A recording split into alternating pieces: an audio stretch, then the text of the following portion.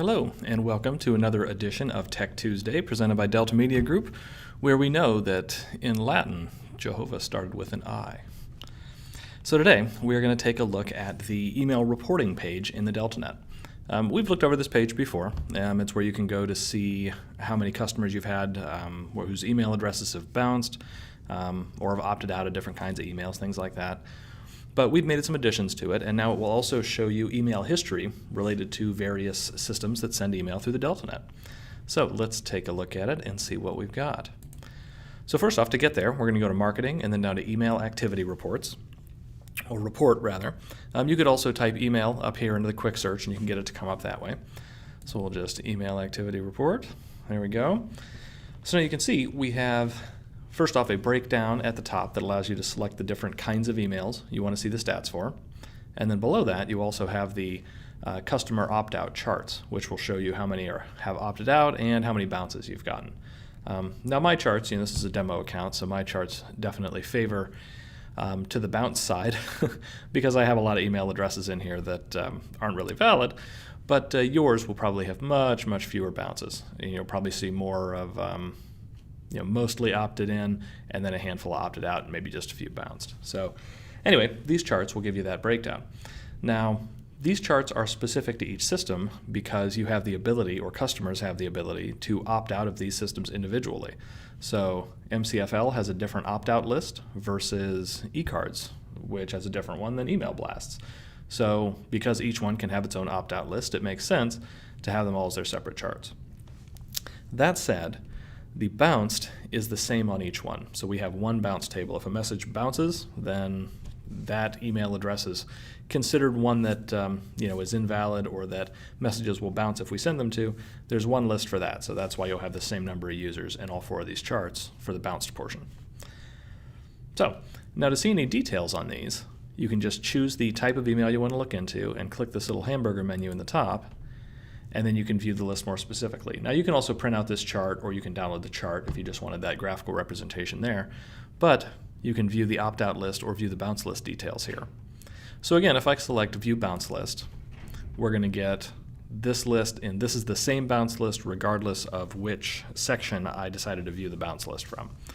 So this is my whole bounce list here. And you can see it gives me the customer name on the customer account there, and also gives me their email address. So the next thing we do, just as a convenience feature here, is you can go through and check the ones you want to remove and click Delete Customers and follow the process there, and that allows you to kind of quickly go through and delete customers in bulk where you know that their email addresses have bounced. So that is a nice, quick and convenient way you can do that. Also, if you want details on any of these, or maybe you see one, let's say for example, Darlene Alderson. We'll say we look at her customer account, we see her email address, and we recognize that that address is incorrect, and that's somebody that I'm working with. I can go over here and click on View, and that's going to open up that profile page for that customer. And now from here, if I have a phone number or anything like that, I could contact her another way to get a new email address and switch that out. So just a convenient way to get there. Now the other thing you'll notice here is that when I clicked on those, it opened a new tab. So that way, I still have this tab open, so I'm right where I left off, and I can just close these other tabs whenever I'm done working there. So there you go. Now the next thing you can do is on any of these sections, I can select that same menu and I can view the opt-out list. So that list is going to be specific to each of these email types, since I do have the ability to opt out of campaigns and not email blasts, like we said. So View Opt-out List, and again that opens up in a new tab, and then here is my opt-out list.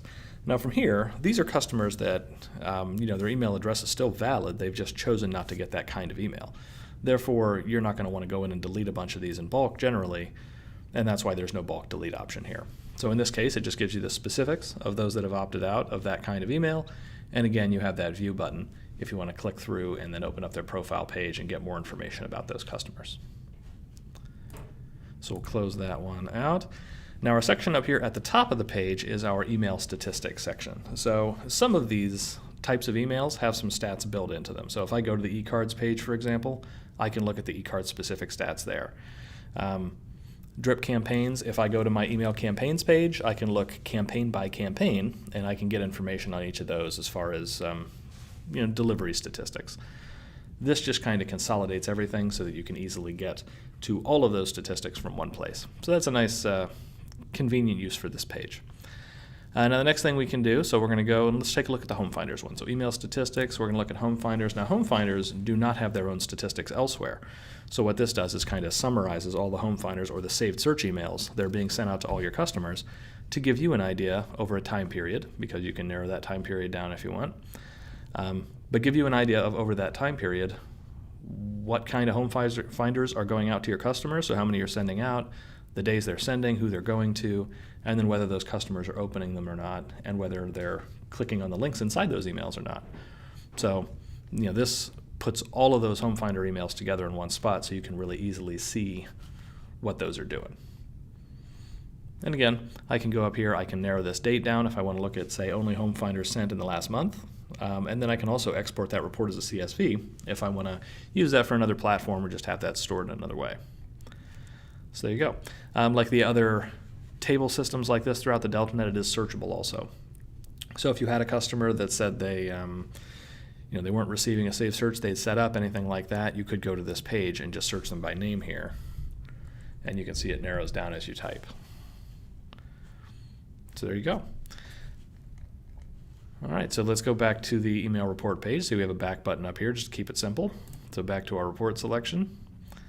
There we are. And we can do the same thing for Market Watches. So if I click on this one, it is exactly the same report, only this is looking at Market Watch emails instead of the Home Finder or Saved Search emails. But other than that, it works exactly the same. So we'll go back one more, and seller reports.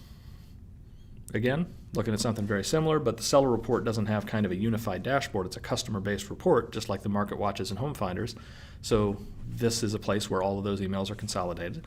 So you can see all the Home Finders that are the seller reports that have gone out, and what day those have been opened, and if the user did ultimately click on them to go through to the website.